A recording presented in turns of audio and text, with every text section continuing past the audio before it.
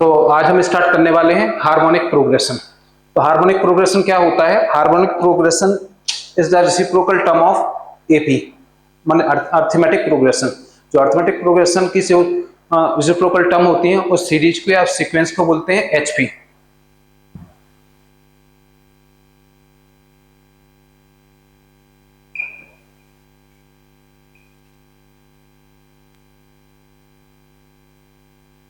Late H1 H2 H3 ऐसे लेते हैं, T1 T2 T3 Tn।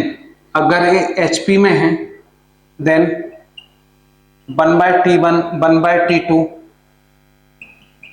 1/T3 and 1/Tn in AP। अगर ये HP में है तो ये किसमें होंगी? AP में होंगी।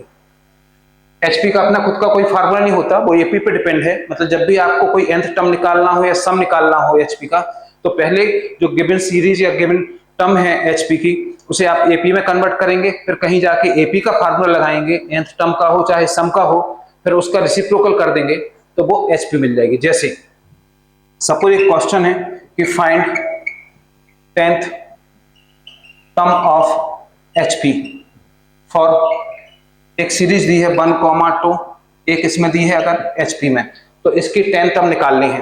तो सबसे पहले जो क्वेश्चन दिया है इसके लिए 1/2 इसमें कन्वर्ट किया, AP में कन्वर्ट किया। अब AP की फर्स्ट टर्म क्या होती है? 1 होती है, और D होता है कॉमन डिफरेंस जो क्या है -1/2, और n इक्वल टू कितना है? 10 है। तो इसकी 10th टर्म निकालेंगे, an equal to a plus n minus 1 of D formula होता है nth टर्म का। तो a of 10 equal to 1 plus 10 minus 1 of D। ठीक है, सो D की वैल्यू कितनी है? D की है -1/2। तो AP की 10th टर्म निकाल लेंगे, तो a10 equal to 1 minus 9/2, so a of 10 equal to -7/2। Then 10 term of HP की 10 टर्म क्या हो जाएगी? T10 equal to 1 upon a of 10 या -2/7। तो आपको जब भी HP की 10 टर्म निकालनी हो या कोई भी टर्म निकालनी हो तो पहले AP की निकालेंगे, फिर कहीं जाके उसका रेसिप्रोकल करेंगे जिससे HP की निकल आएगी।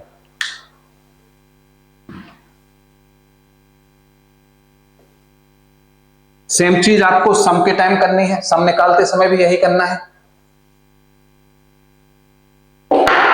एक बेसिक एक कुछ कंसेप्ट होता है जिसके बेस पे एग्जाम में क्वेश्चन आ जाते हैं, या तो आपको डायरेक्ट क्वेश्चन आएंगे या फिर आपको उस फार्मूले या उस कंसेप्ट के बेस पे क्वेश्चन आ सकते हैं। जैसे अपन कहें कि H1 H2 H3 Hn, एक इसमें है a HP में है मान लो, then 1/H1 1/H2 1/H3 1/Hn एक इसमें होंगे, ये हो जाएंगे AP में। अब AP में हो गए तो इसकी जो फर्स्ट टर्म हुई सपोज A हुई, सेकंड टर्म हो गई A plus D, next term is A plus 2D, और लास्ट टर्म क्या हो जाएगी? A plus n-1 of D हो जाएगी। ठीक है, A जहां पर कैपिटल A फर्स्ट टर्म है और D क्या है? कॉमन डिफरेंस है। अब अगर इन दोनों का डिफरेंस निकालें, मतलब 1/H2 माइनस 1/H1 करें तो कितना आएगा? D आएगा। A plus D minus A किया तो D आ गया। इसको अगर लिखें तो H1 H2 equal to H1 minus H2, so H1 H2 equal to H1 minus H2 upon D। ठीक है, ऐसे ही फर्स्ट का और थर्ड का करेंगे तो H1 H3 equal to H1 minus H3 upon 2D, और ऐसे ही चलता जाए तो H1 Hn का करेंगे तो H1 minus Hn equal to n-1 of D हो जाएगा। देखें जब हम H1 H2 किया तो D आया, D का कोफिशिएंट कुछ नहीं तो 1 हुआ। 1 कैसे आया? 2 माइनस 1 1, 3 माइनस 1 2, तो n-1 यहां पर आ गया। यहां पर मैं ये समझाना चाहता हूं कि यदि HP की दो टर्म है, अगर वो मल्टीप्लाई में है तो उन्हें मैं डिफरेंस के फॉर्म में लिख सकता हूं। यहां पर एक कंसेप्ट दिया। अब इस कंसेप्ट के बेस पे एक क्वेश्चन करते हैं। वो क्वेश्चन है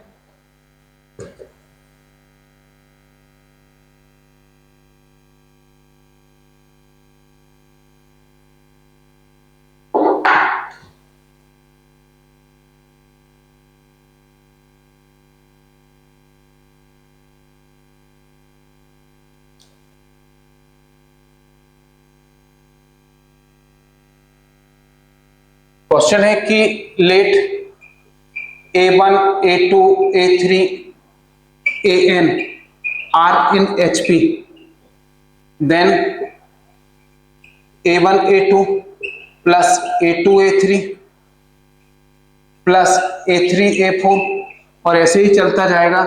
तो AN-1 AN इक्वल टू ये बताना है, इसका आंसर क्या होगा। ठीक है, डिस्कस करते हैं। ऑप्शन देख लेते हैं कि ऑप्शन क्या क्या है। तो ऑप्शन में फर्स्ट ऑप्शन दिया है A1, A2, सेकंड ऑप्शन है A1, AN, थर्ड ऑप्शन है A1, AN, N+1, fourth option है A1, AN, N-1। ऐसा दिया है चार ऑप्शन, तो चार में से कोई एक सही होगा। तो देखते हैं कैसे। जब आपने क्वेश्चन देखा तो ना इसमें nth टर्म का फार्मूला ना सम का, कुछ नहीं। यहाँ पे दो टर्म जो कॉन्जुगेटिव टर्म्स हैं दो मल्टीप्लाई में है और उनके बीच में फिर प्लस का साइन लग रहा है। तो जैसे मैंने ये देखा कि दो टर्म मल्टीप्लाई में है तो मेरे को ये फार्मूला याद आया। क्या याद आया कि अभी मैंने बताया कि अगर H1S2 है तो ये होता है H1 minus S2 upon D होता है। D जहां पर कॉमन डिफरेंस है AP का, कैपिटल D। तो इसका मतलब ये हुआ कि नाउ जो A1 A2 है इसको मैं क्या लिख सकता हूं, इसको लिख सकता हूं A1 A2 अपॉन D। इस वाले को लिख सकता हूं A2 minus A3 upon D। इसको लिख सकता हूं A3 minus A4 upon D। ऐसे ही चलता जाए तो लास्ट वाले को लिख सकता हूं AN-1 minus AN upon D लिख सकता हूं। अब अगर मैं 1/t कॉमन ले लूं तो अंदर क्या बचा, अंदर बचा A1 minus A2 plus A2 minus A3 plus A3 minus A4 plus plus AN-1 minus AN। अगर आप ध्यान से देखो तो ये माइनस का, ये प्लस का, ये माइनस का, प्लस का, ये सारे कैंसिल हो रहे हैं। बस बचेगा क्या, बचेगी लास्ट वाली टर्म बचेगी। जो बचेगा वो बचेगा 1/d। फर्स्ट टर्म बचेगी A1 माइनस AN। तो अभी मैंने पीछे फार्मूला बताया कि H1 HN हो तो इसे लिख सकते हैं H1 minus HN upon N-1 of D। तो इसका मतलब क्या कहना है, इसका मतलब H1 minus HN equal to N-1 of D upon H1 HN लिख सकते हैं। ये पीछे अभी अपन ने देखा तो इसके अकॉर्डिंग अगर लिखें तो ये कितना हो जाएगा, ये हो जाएगा 1/d और ये हो जाएगा N-1 of D A1 AN।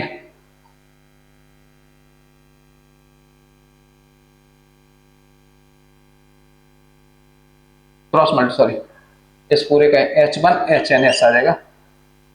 So A1 AN, इससे D से D कैंसिल, सो आंसर आ गया N-1 A1 AN।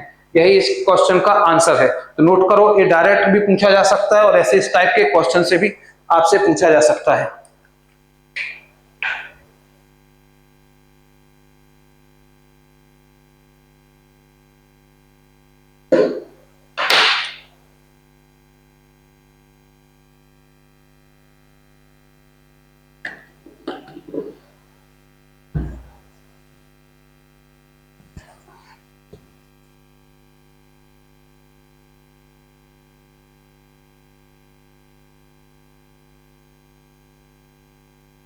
अब नेक्स्ट कंसेप्ट है harmonic mean.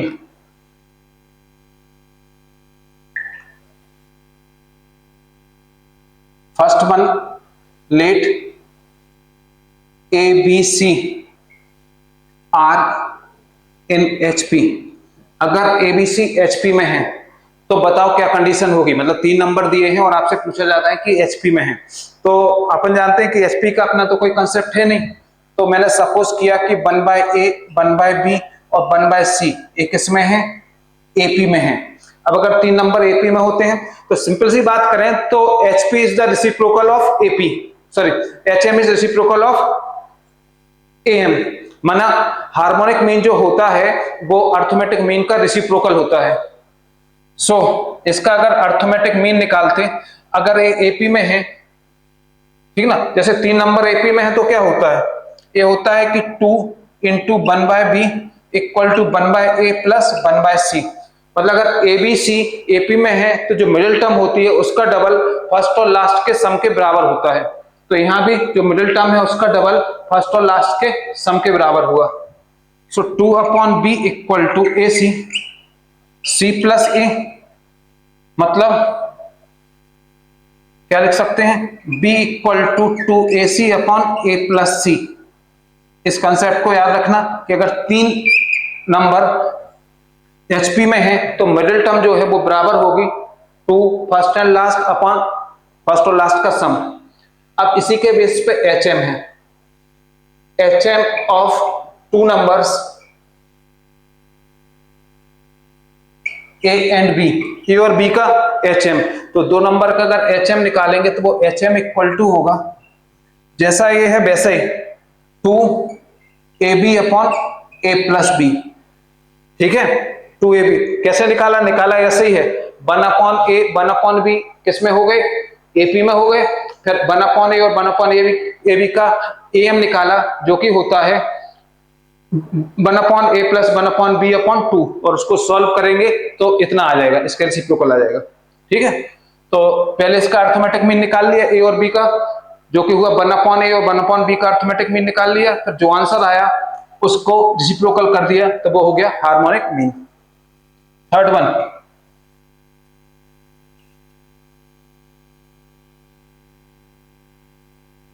Late T1 T2 T3 Tn इस HP, अगर ये HP में है, T1 T2 T3 T4 Tn अगर HP में है तो then harmonic mean is symmetrically equal from beginning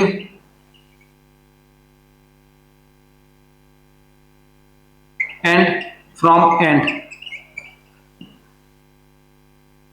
beginning से और एंड से सिमेट्रिकली इक्वल है, and equal to middle term. मैंने ये कहा कि अगर कोई सीरीज एचपी में है और आपको इसका हार्मोनिक मीन निकालना हो तो वो हमेशा सिमेट्रिकली इक्वल होगा बिगिनिंग से और एंड से।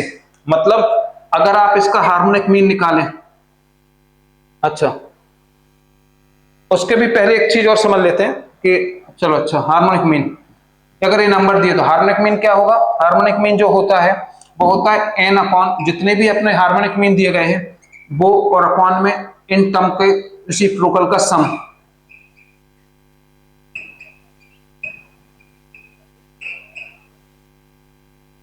ठीक है, जितने भी टर्म दिए गए हैं इन टर्म का रेसिप्रोकल करो और सम करो, वो अपॉन में आएगा। और एन वास्तव में आया कहां से, ये भी एपी से आया, जैसे ये आया था। अगर इसको मैं प्रूव करके बताऊं तो एपी के लिए क्या होता, 1/a और 1/b, तो अर्थमेटिक मीन क्या निकलता, अर्थमेटिक मीन क्या होता, sum of element upon number of element. तो ये भी होता 1/a प्लस 1/b अपॉन 2, तो ये हो जाता a plus b upon 2, sorry a plus b upon 2 ab, A B LCM आता, बी और ए यहां जाता, तो a plus B upon 2ab, और इसका अर्थमेटिक मीन का रेसिप्रोकल कर दिया तो ये निकल आया। सिमिलरली ऐसे इसमें किया, जब ए आपको एचपी में दिया है तो इनका रेसिप्रोकल टर्म क्या हो गई, 1/T1 1/T2 इस टाइप से हो गई। और आएगा क्या, अर्थमेटिक मीन क्या होता, sum of element upon number of element, और उसका रेसिप्रोकल कर दें तो sum of element, number of element ऊपर पहुंच गया और सम ऑफ एलिमेंट नीचे आया। तो मैंने यहां पर ये लिखवाया है कि अगर इन टर्म का आप एचपी में हैं और इनका हार्मोनिक मीन निकालना हो तो ये बिगिनिंग से और एंड से सिमेट्रिक होती हैं। इसका मतलब ऐसे निकालो तब भी वही आंसर आएगा, आप ऐसे निकालो कि 2/1/T1 प्लस 1/Tn तब भी वही आएगा। माने स्टार्टिंग की कुछ टर्म ले लो और लास्ट की टर्म ले लो सेम पोजीशन की, उनका हार्मोनिक मीन निकालो तब भी वही आंसर आएगा। जैसे यहां मैंने स्टार्टिंग की फर्स्ट टर्म ले ली और यहां की लास्ट टर्म 2 है तो ऊपर 2 आया। अगर मैं ऐसे भी ले लूं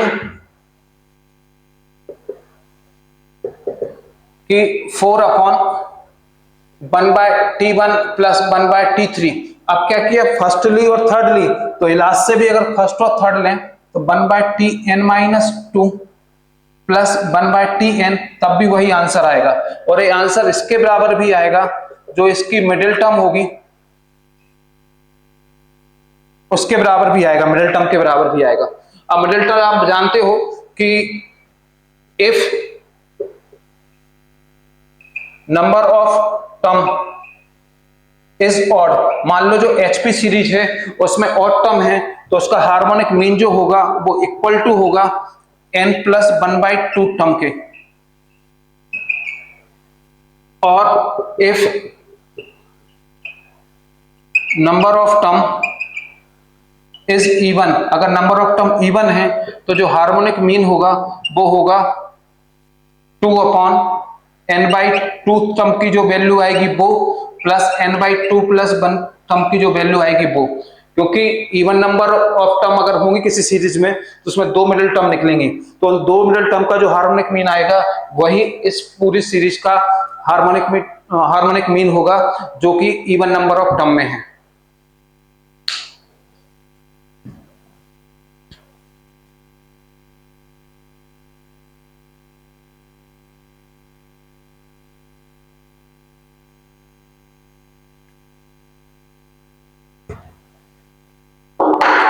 और नेक्स्ट टॉपिक है कि insert harmonic mean between two numbers. So late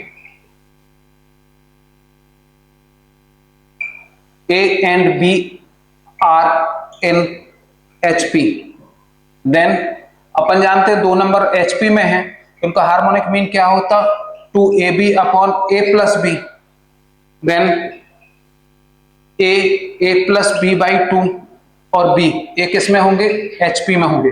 मैंने कहा अगर दो नंबर इसमें है HP में है तो उन दोनों नंबर का हार्मोनिक मीन निकालोगे और वो हार्मोनिक मीन इन दोनों नंबर के बीच में इंसर्ट करोगे तो जो सीरीज मिलेगी वो भी किस में होगी HP में होगी। ऐसे ही let H1 H2 H3 Hn harmonic means insert between A and B, then A और B के बीच में इंसर्ट किया जाए, देन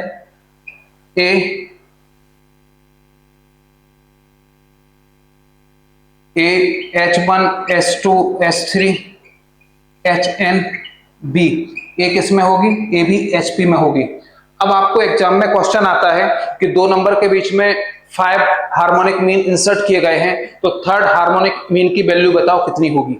तो आपको ऐसे मान लो यहाँ तो मैंने n लिखा है, उसमें लिखा रहेगा 5 7 कुछ भी लिखा रहेगा, सपोज 5 लिखा है तो पहले तो आपको ये लिखना है कि ये पूरी HP में होगी।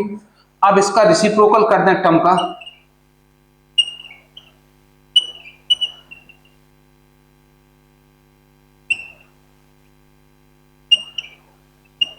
तो ये किस में होगी AP में हो जाएगी, ठीक है AP में हो गई। अब AP में हो गई तो इन दोनों का डिफरेंस हो गया सपोज D, इनका कितना हो गया 2D, इसका कितना हो जाएगा जब 2 है तो 2D, इसका हो जाएगा ND और इसका डिफरेंस निकालोगे तो वो कितना हो जाएगा n+1 ऑफ D। अब आपसे अगर कोई भी बोल दे अगर ये AP में है तो AP की फर्स्ट टर्म होगी suppose capital A, second term A+D, third term A+2D, fourth term A+3D। तो अगर आपसे सपोज बोले वो कि S2 की वैल्यू निकालो तो S2 जो AP में देखा तो S2 किसमें है कौन सी है थर्ड टर्म है, थर्ड टर्म की वैल्यू क्या हुई थर्ड टर्म मतलब कहलाई A+2D, सपोज S3 निकालना तो इसके माने 1/S2 की वैल्यू कितनी हो गई 1/S2 की वैल्यू हो गई। HP में कहा कि S2 की वैल्यू निकालो तो वो AP में क्या हो गया 1/S2 और 1/S2 की वैल्यू कितनी है A+2D। अब अगर 1/S2 की जो वैल्यू निकलेगी उसी का रिसिप्रोकल कर देंगे तो वो क्या हो जाएगी HP की सेकंड हार्मोनिक मीन हो जाएगी, ठीक है मतलब S2 की वैल्यू हो जाएगी, इसका रिसिप्रोकल कर दे तो अब इसकी वैल्यू निकालने के लिए किसकी रिक्वायरमेंट है कैपिटल A की और D की। कैपिटल A मतलब फर्स्ट टर्म ऑफ AP और कैपिटल D मतलब कॉमन डिफरेंस ऑफ AP। तो फर्स्ट टर्म तो A तो क्वेश्चन में गिवन होगा जो A है ना कैपिटल A, ये हो गया कैपिटल A, तो कैपिटल A मतलब फर्स्ट टर्म, तो फर्स्ट टर्म की वैल्यू क्या है A और B, ये तो क्वेश्चन में गिवन होगी फर्स्ट टर्म और लास्ट टर्म। तो किसकी रिक्वायरमेंट है D की, तो D निकालने के लिए क्या किया मैंने n+1 ऑफ D कहां से आया जब मैंने किया 1/B जो है इसमें से 1/A को माइनस किया तभी आया n+1 ऑफ D, सही है ना। अरे जब 1/h1 माइनस 1/a किया था तो d आया था, इसमें से इसको माइनस किया था 2d। क्यों? क्योंकि मैं मान के चल रहा हूं कि इसकी फर्स्ट टर्म कौन सी a हो गई a plus D, a plus 2d, a plus 3d, a plus nd और a plus n plus 1 of d, ये वाली हुई। क्योंकि AP की सीरीज यही होती है। तो a प्लस डी में से a गया तो कितना बचा d, a प्लस 2d में से a गया तो 2d। ऐसे ही यहां 1/b माइनस 1/a किया, मतलब a plus n plus 1 of d में से a माइनस हुआ तो कितना बचा n प्लस 1 ऑफ d। इसको सॉल्व किया तो d इक्वल टू हो गया a minus B upon n plus 1 of A B. Question दो प्रकार से पूछा जा सकता है हार्मोनिक मीन का, या तो क्वेश्चन में कहते हैं कि H1 H2 H3 Hn harmonic mean दो नंबर a और b के बीच में इंसर्ट किए गए हैं, तो बताओ इसका कॉमन डिफरेंस क्या होगा। तो ये डायरेक्ट कॉमन डिफरेंस भी पूछा जा सकता है, या फिर आपको कोई भी हार्मोनिक मीन निकालने के लिए कहे, चाहे वो H1 की बात करें, H2 की, चाहे H3 की। जैसे मैंने H2 के लिए कहा तो पहले क्या निकाला 1/S2, या अगर ठीक ना, या डायरेक्ट भी लिखना चाहो तो S2 equal to 1/a plus 2d। तो S2 वैल्यू निकालने के लिए किसकी रिक्वायरमेंट है, AP की फर्स्ट टर्म की और AP के कॉमन डिफरेंस की। तो AP का फर्स्ट टर्म तो हमेशा क्वेश्चन में गिवन होगा, क्योंकि दो नंबर गिवन होंगे जिनके बीच में ए इंसर्ट करने हैं, और कॉमन डिफरेंस निकालने का फार्मूला ये होता है। इससे आप क्वेश्चन सॉल्व कर सकते हो। ओके।